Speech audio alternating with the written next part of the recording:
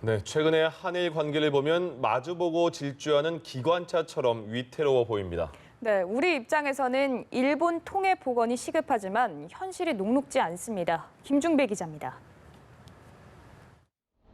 지난해 말부터 여러 경로를 통해 예견돼 온 일본의 경제보복 조치. 그러나 발등에 불이 떨어진 최악의 상황이 되기까지 우리 외교안보 라인의 모습은 보이지 않았다는 게 전문가들의 비판입니다.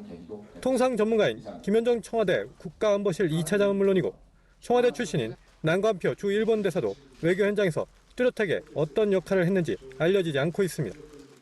외교부 내 일본 통을 뜻하는 속칭 재팬스쿨의 마지막 보루로 평가되어 온 조세영 외교부 1차관. 강제징용자 배상을 위해 한일 양국 기업의 공동 출연이란 해법을 갖고 지난달 방일했지만 빈손으로 돌아와야 했습니다.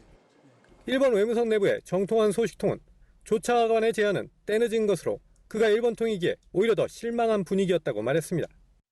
권철현 전 주일대사가 귀임 전 당시 아키히토 일왕과 오찬을 하며 한국의 위상을 과시한 사례는 이미 옛말. 한일 군사정보보호협정 파동에서부터 위안부 문제 협상 등 양국 현안에 대처할 때마다 실무를 책임진 일본 통들은 정치적 책임과 사회적 비난을 고스란히 떠안아야 했습니다. 일본 통이 성장할 토양이 안 되다 보니 결국 대화 단절로 이어질 수밖에 없었던 게 현실입니다. 니시노 순야 게이오대 교수는 이 같은 상황을 놓고 일본 내에선 한국 정부가 진지하게 한일 관계를 풀어보려는 의지를 갖고 있는지 우려와 비판론이 많다고 소개했습니다. 이제라도 양국 관계 복원을 위해 일본 통 복원과 함께 적극적 역할 부여와 배려가 시급하다는 게 외교가의 조언입니다. 연합뉴스TV 김중배입니다.